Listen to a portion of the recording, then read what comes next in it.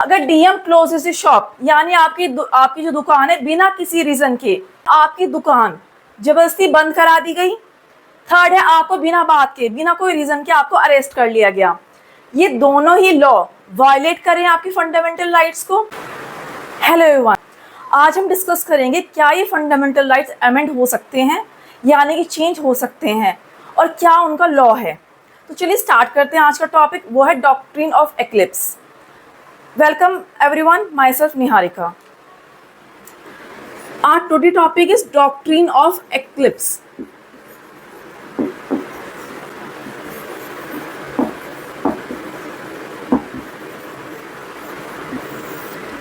ठीक है, एक्लिप्स एक जियोग्राफिकल टर्म है, आपने हमेशा सुना होगा इसे, लूनर एक्लिप्स, सोलर एक्लिप्स, यानी ग्रहण जिसे बोलते हैं हिंदी में। ठीक है, एक्लिप्स का बेसिक होता है शैडो। ठीक है, अब इसका पॉलिटी में क्या रोल है वो हम डिस्कस करते हैं। अब एक्लिप्स कब होता है? जब सन, मून, अर्थ एक अलाइनमेंट में आ जाते हैं, यानी एक लाइन में आ जाते हैं, तो वो एक्लिप्स हो जाता है। यानी कि अर्थ जो है अपनी शैडो में मून को ले लेता है, क्योंकि अर्थ एक बिगर प्लैनेट है। वो अगर मून को अपनी शैडो में ले लेगा, सो जब एक्लिप्स हो जाता है, ठीक है, ऐसे ही बिगर प्लैनेट अर्थ है, ऐसी बिगर जो है इस पॉलिटी के केस में वो है फंडामेंटल राइट्स। यानी अर्थ को हम कह सकते हैं फंडामेंटल राइट्स और मून को हम कह सकते हैं लॉ। ठीक है, यानी जब फंडामेंटल राइट्स अपनी शैडो में कोई लॉ को ले लेता है तब होता है डॉक्ट्रिन ऑफ एक्लिप्स। और ये जब सिचुएशन कब आती है वो हम डिस्कस करते हैं। इसमें 3 सिचुएशन है, प्री कॉन्स्टिट्यूशन, पोस्ट कॉन्स्टिट्यूशन, और यानी कि प्री और पोस्ट जब दोनों हों। हम पहले प्री की बात करते हैं। प्री कॉन्स्टिट्यूशन का मतलब है कि कॉन्स्टिट्यूशन लागू होने से पहले, यानी प्री मतलब पहले की बात है। कॉन्स्टिट्यूशन कब आया? 1950 में। अब हम बात करेंगे 1950 से पहले की, यानी प्री बात करेंगे हम, प्री कॉन्स्टिट्यूशन की। डॉक्ट्रिन ऑफ एक्लिप्स के हिसाब से अगर कोई लॉ फंडामेंटल राइट्स को वायलेट कर रहा है या उसके अगेंस्ट जा रहा है, तो वो जो लॉ है वो फंडामेंटल राइट्स की शैडो में आ जाएगा। ठीक है, तब हम उसे कहते हैं डॉक्ट्रिन ऑफ एक्लिप्स। ये एक टर्म हो गई है। अब क्या सिचुएशन इसमें होती है? प्री कॉन्स्टिट्यूशन में बोला गया है कि अगर कोई लॉ फंडामेंटल राइट को वायलेट कर रहा है या उसके अगेंस्ट जा रहा है, तो वो लॉ नल एंड वॉइड है, यानी वो लॉ एग्जिस्ट ही नहीं करेगा, वो लॉ बेकार हो जाएगा। ठीक है, अब इसमें एक सिचुएशन होगी प्री की, एक सिचुएशन है पोस्ट कॉन्स्टिट्यूशन की। उसमें भी यही बात बोली गई है कि अगर कोई लॉ फंडामेंटल राइट को वायलेट कर रहा है तो वो लॉ क्या हो जाएगा? नल एंड वॉइड हो जाएगा, यानी वो एग्जिस्ट ही नहीं करेगा। अब अगर हम बात करें एग्जाम्पल के लिए, एग्जाम्पल के साथ हम बात करें, जैसे ईयर 1947 में, ये एग्जाम्पल है, हाइपोथेटिकल सिचुएशन है, एग्जाम्पल से समझते हैं हम ईयर लेते हैं, एग्जाम्पल है ये। सपोज हम ईयर लेते हैं 1947, या 1950 से पहले, प्री की बात कर रहे हैं हम। कॉन्स्टिट्यूशन कब आया? 1950 में। तभी फंडामेंटल राइट्स लागू हुए थे, कॉन्स्टिट्यूशन में ही डाले गए थे वो। तो हम 1947 से स्टार्ट करते हैं, एग्जाम्पल है ये सिर्फ। एक लॉ बनाया गया उस टाइम, सपोज कि आप कोई शॉप ओपन करेंगे, आपको कोई दुकान खोलनी है, शॉप ओपन करनी है, ठीक है, तो आपको you have to take permission from DM.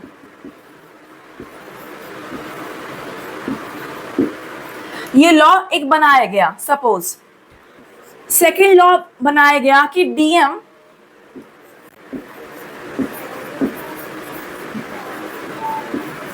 कभी भी आपकी दुकान बंद कर सकता है विदाउट एनी रीजन। ठीक है, डीएम क्लोजेस द शॉप, यानी कि वो आपकी दुकान कभी बंद कर सकता है। तीसरा लॉ बनाया गया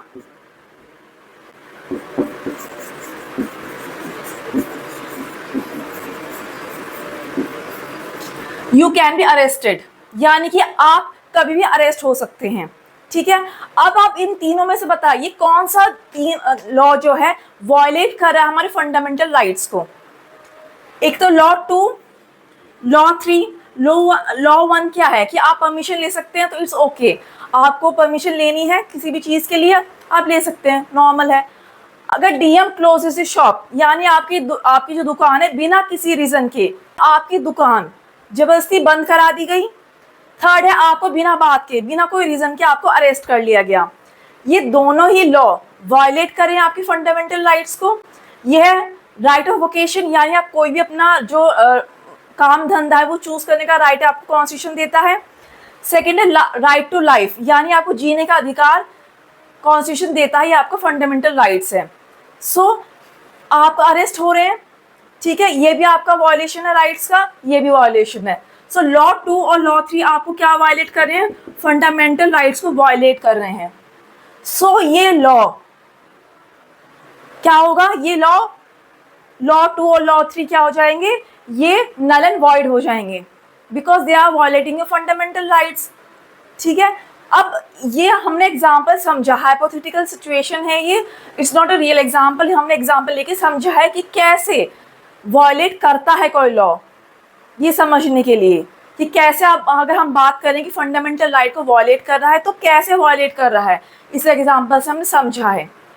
अब हम केस स्टडीज की बात करते हैं कि डॉक्ट्रिन ऑफ एक्लिप्स कैसे आया। ये तो सिचुएशन ऐसे हो गई फर्स्ट। अब आर्टिकल जो 13(1) आर्टिकल 13 क्लॉज 1 भी ये कहता है कि अगर कोई लॉ आपके फंडामेंटल राइट्स को वायलेट कर रहा है then that law will be null and void. ठीक है, अब इससे समझ में आ गया आपको, ये हमें आर्टिकल 13 क्लॉज 1 हमें ये राइट हमें देता है बताने के लिए, कोई भी लॉ अगर अगेंस्ट जा रहा है आपकी फंडामेंटल राइट्स के तो then that law can be null and void. ठीक है, now the case, now this is the situation कि how law is violating the fundamental rights. This is a hypothetical situation. Now we will understand through the case. There were 3 cases in doctrine of eclipse. How doctrine of eclipse was evolved, यानी doctrine of eclipse कैसे आया और कैसे कैसे pre और post के जो हमारे केसेस आए, जिसे हमने प्री को चेंज किया और पोस्ट को कैसे चेंज किया और दोनों सिचुएशन में कैसे अब चल रहा है, ये हम डिस्कस करते हैं। पहला केस है हमारा, केस स्टडी पहले हमारी है Bikaji Narayan versus state of MP. इसमें क्या था, इन ईयर 1948 गवर्नमेंट ने फैसला किया कि we will ban the private transportation, यानी जो प्राइवेट बसेस हैं, प्राइवेट ट्रांसपोर्टेशन हम उन पर बैन लगा देंगे। बिकॉज क्या हो रहा था कि जितनी प्राइवेट बसेस थी वो फेयर यानी कि किराया बहुत ज़्यादा ले रही थी, अब जो डेस्टिनेशन पर नहीं पहुँचा रही थी, कंडीशन बहुत ख़राब थी, तो इन सब को देखते हुए गवर्नमेंट ने डिसाइड किया कि we will ban the private transportation, यानी प्राइवेट बसेस हम बैन कर देंगे। It was in the year 1948 and according to the article 13 clause 1 is कि अगर कोई भी लॉ बना हुआ है 1950 से पहले यानी कॉन्स्टिट्यूशन आने से पहले, तो वो लॉ क्या हो जाएगा, नल एंड वॉइड हो जाएगा। तो ये पहले ही अपना आप खत्म हो रहा है, क्योंकि वो राइट ऑफ वोकेशन को हैरेस कर रहा है, यानी कि अब उन्होंने बोला कि हमारा ये काम धंधा है, बस चलाना हमारा काम धंधा, हमारी रोजी रोटी है, अगर आप उसको बंद कर रहे हैं तो हमारा राइट टू वोकेशन यानी कोई भी राइट चुनने का आपको, कोई भी काम धंधा चुनने का आपको अधिकार है। This is the right to vocation according to article 19 clause 1 clause जी। ठीक है, तो राइट टू वोकेशन आपको फंडामेंटल राइट्स देते हैं। अब ये केस है 1948 का, यानी बिफोर दी 1950 से पहले का, यानी प्री। अब उसके अकॉर्डिंग आर्टिकल 13 क्लॉज 1 के अकॉर्डिंग ये अपने आप ऑटोमेटिकली नल एंड वॉइड हो जाना चाहिए, क्योंकि राइट टू वोकेशन को वो एक्सप्लॉइट कर रहा है, आपकी जो वायलेट कर रहा है फंडामेंटल राइट को। तब जज ने सोचा कि अगर ऐसा होता है कि हम इसको लॉ को, जो प्राइवेट ट्रांसपोर्टेशन को बैन करने का जो गवर्नमेंट डिसीजन लिया है, अगर हम इसको हटा देते हैं तो इससे क्या होगा, उनकी मन मर्जी हो जाएगी और ये इंटरेस्ट ऑफ द पीपल में भी है, क्योंकि किराया ज़्यादा ले रहे हैं, उनका तो काम चल रहा है, बाकी जो पब्लिक है, बाकी सिटीजन्स को है, उनको तो हैरेसमेंट हो रही है एक तरीके से। अगर यहाँ से यहाँ तक का किराया वो ज़्यादा लेंगे, कंडीशन बस की ख़राब होगी, हार्श ड्राइविंग करेंगे, रैश ड्राइविंग करेंगे, जाना है कहीं, आपको डेस्टिनेशन पे जाना, ए डेस्टिनेशन पे पहुँचा देंगे आपको बी डेस्टिनेशन पर, तो ये क्या है, वो एक तरह का हैरेसमेंट हुआ सिटीजन्स का। तो ये क्या है, इंटरेस्ट ऑफ द पीपल है, पर उसके साथ साथ वो उनके राइट को भी वायलेट कर रहा है, जो अकॉर्डिंग टू आर्टिकल 13 क्लॉज 1 नल हो जाना चाहिए उस लॉ को, जो गवर्नमेंट ने डिसाइड किया है। तब जज ने सोचा कि हम क्या करते हैं, इस लॉ को, जो हमने लॉ बनाया है बैन करने के लिए, हम इसको डोरमेंट कर देते हैं। डोरमेंट मीन्स एक्लिप्स, यानी कि शैडो में ले आते हैं, किसके, फंडामेंटल राइट्स के, इसके ये शैडो में आ जाएगा। तब क्या हो जाएगा, ये जैसे आपका लॉ है, ये फंडामेंटल राइट्स यानी बिग प्लैनेट अर्थ, जैसे हमने बात कर समझा था, उसको वो शैडो में ले लेगा। तो क्या होगा कि वो लॉ जो है, जब दोनों का कॉन्फ्लिक्ट है, लॉ का और फंडामेंटल राइट, लैंग्वेज कॉन्फ्लिक्शन है, यानी फंडामेंटल राइट्स को वो वायलेट कर रहा है। तब जब ये आगे जाके कभी भी अगर आपस में लॉ का लैंग्वेज और फंडामेंटल राइट की लैंग्वेज अपना ठीक हो जाएगी, दोनों को कॉन्फ्लिक्ट ठीक हो जाएगा, तो हम इस लॉ को ऑल ओवर इंडिया लागू कर देंगे। ठीक है, तब तक हम इस लॉ को डोरमेंट रखते हैं, यानी कि एक्लिप्स में रखते हैं। जब से ये डॉक्ट्रिन ऑफ एक्लिप्स इवॉल्व हुआ है, यानी इसे ही हम डॉक्ट्रिन ऑफ एक्लिप्स बोलते हैं कि to keep the law in dormant, यानी कि हम शैडो में रख रहे हैं फंडामेंटल राइट्स की। इससे क्या होगा कि जो बाहर के जो लोग हैं, सपोज बांग्लादेशी है कोई, वो आके यहाँ प्राइवेट कोई बस ड्राइव करता है या ट्रक ड्राइव करता है, तो ये लॉ उस पर लागू होगा कि you can't drive like this. ठीक है, अपने इंडियन सिटीजन्स पे लागू नहीं होगा जब तक कि लॉ और फंडामेंटल राइट्स की जो कॉन्फ्लिक्ट है, लैंग्वेज कॉन्फ्लिक्ट है, वो सॉर्ट आउट ना हो जाए, यानी कि ठीक ना हो जाए। जब वो ठीक हो जाएगा दोनों का कॉन्फ्लिक्ट आगे कभी भी, तो हम उस लॉ को पूरे इंडिया में लागू कर देंगे। तब ये जज ने सोचा, और तब से ये डॉक्ट्रिन ऑफ एक्लिप्स हम यूज़ कर रहे हैं इसमें, अगर कोई लॉ 1950 से पहले का है। ठीक है, तो इस केस में जज ने यही सोचा कि हम क्या करेंगे, लॉ बुक में तो हम इस लॉ को रखेंगे, पर शैडो में रखेंगे, डोरमेंट हम रखेंगे इस लॉ को, कि जब इनका कॉन्फ्लिक्ट ठीक हो जाएगा तो हम इस लॉ को एप्लीकेबल कर देंगे। अगर हम आर्टिकल 13 क्लॉज 1 के अकॉर्डिंग जाएंगे तो हम इस लॉ को बिल्कुल ही हटाना पड़ेगा, क्योंकि आर्टिकल 13 क्लॉज 1 यही बोलता है कि कोई भी लॉ अगर जो 1950 से पहले का है और वो फंडामेंटल राइट को वायलेट कर रहा है, तो वो ऑटोमेटिकली नल एंड वॉइड हो जाएगा। ऐसे तो कोई लॉ आएगा ही नहीं, अगर वो इंटरेस्ट ऑफ द पीपल में है, क्योंकि ये इंटरेस्ट ऑफ द पीपल में है, सिटीजन्स के हेल्पफुल है ये लॉ। तो जज ने ये बोला कि हम इसको डोरमेंट रखेंगे, यानी will put this law in eclipse, that is doctrine of eclipse. So doctrine of eclipse is saving the law. ये सिर्फ इंडियन सिटीजन्स के लिए जिनका फंडामेंटल राइट वायलेट हो रहा है।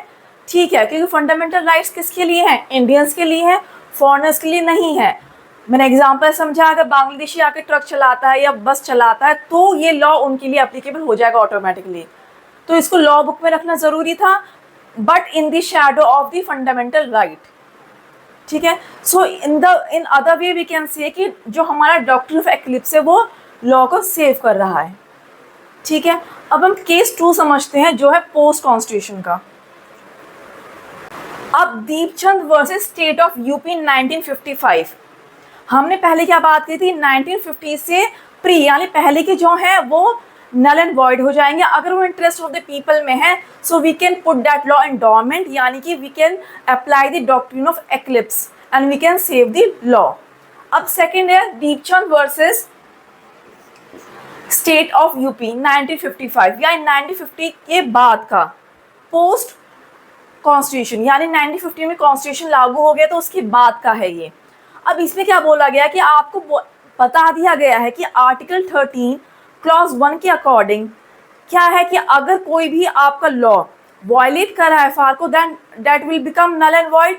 तो ऐसे सारे ही लॉ वो गवर्नमेंट क्या करेगी, नल एंड वॉइड, जो डॉक्ट्रिन ऑफ एक्लिप्स लगा देगी या नल एंड वॉइड कर देगी। पर अगर आपको पहले से पता है, 1950 से पहले आपको नहीं पता था कि आपके क्या फंडामेंटल राइट्स आने वाले हैं, आपको बता दिया गया था पर एक ऑफिशियली लागू नहीं हुआ था। बट 1950 में जो कॉन्स्टिट्यूशन लागू हो गया पूरे इंडिया में, आपको पता है आपके राइट्स क्या हैं, लॉ क्या है, आपको सब पता है। देन अगर आप ऐसा कर रहे हैं, so then that is deliberate action, यानी आप जानबूझ के ऐसा कर रहे हैं। आप सपोज स्कूल में हैं, आपको स्कूल पता है कि आपको स्कूल यूनिफॉर्म पहन के जानी है, आप एक दिन नहीं पहन के जाते हैं तो आपकी टीचर क्या बोलेगी, ठीक है गलती हो गई, नहीं पता था। पर आप बार बार उसी एक्शन को करेंगे तो यानी आप जानबूझ के कर रहे हैं, so that is deliberate action.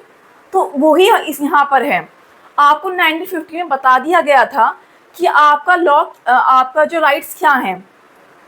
अब ऐसे ही अगर आप हम हर लॉ को ही डॉक्ट्रिन ऑफ एक्लिप्स के अकॉर्डिंग सेव करते जाएंगे तो ऐसे तो नहीं होगा, ऐसे कितने लॉ इकट्ठे हो जाएंगे, गवर्नमेंट अपने अकॉर्डिंग चलने लगेगी, लोग उसके अकॉर्डिंग कि हमारा आर्टिकल 13 क्लॉज 1 हमें ये राइट देता है तो ये राइट हमारा वॉयलेट कर रहा है तो आप इस लॉ को ख़त्म करो। सो अब इसको कंफ्यूजन को दूर करने के लिए इस केस में क्या बोला गया कि अगर पोस्ट